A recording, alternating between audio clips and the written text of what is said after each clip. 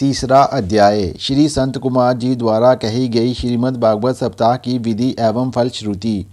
श्री संत कुमार जी बोले, हे नारद, हरिद्वार में गंगा तट पर इस श्रीमद् भागवत यज्ञ को करना उचित है।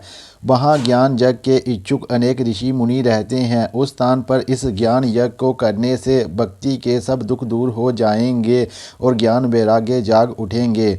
नारद जी ने कहा, हे भगवान, आपके बिना वह यज्ञ पूर्ण नहीं होगा, अतः मेरी विनय को स्वीकार कर आप भी वहाँ पधारने की कृपा करें।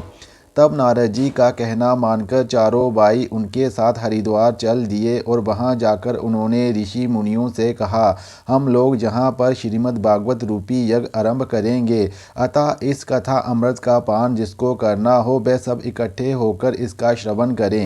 ये खबर मिलते ही भृगु, वशिष्ठ, च्यवन, मेघातिथि, मार्कंडेय, वेद व्यास और पराशर आदि जितने भी ऋषि मुनि थे वे सब वहां आ उपस्थित हुए। इनके अतिरिक्त समस्त वेद एवं गंगा आदि नदियां भी मनुष्य रूप धारण कर वहां आई। 14 भवनों के गंधर्व, किन्नर, यक्ष, नाग और अन्य प्राणी भी वहां आकर उस ज्ञान यज्ञ में भाग लेने लगे। उस समय वैष्णवों, विरक्तों एवं महापुरुषों ने शंख ध्वनि के साथ गंभीर जय ध्वनि की और देवतागण भी अपने अपने विमानों पर बैठकर श्रीमद् भागवत की कथा श्रवण करने को वहां आए। उस समय संत कुमार जी ने नारद जी से कहा, हे नारद, हम तुम्हें वह कथा सुनाते हैं जो श्री सुखदेव जी ने राजा परीक्षित को सुनाई थी। वह श्रीमद् भागवत महापुराण की कथा 18,000 श्लोकों में है।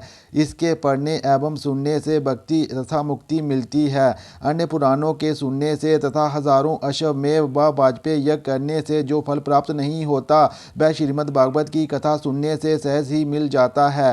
काशी, प्रयाग, गया, कुरुक्षेत्र और पुष्कर आदि तीर्थों का स्नान भी इस कथा के श्रवण फल के समान फलदायक नहीं है। जो मनुष्य प्रतिदिन श्रीमद् भागवत का एक अथवा आधा श्लोक भी पढ़ता है वह मुक्ति को प्राप्त होता है।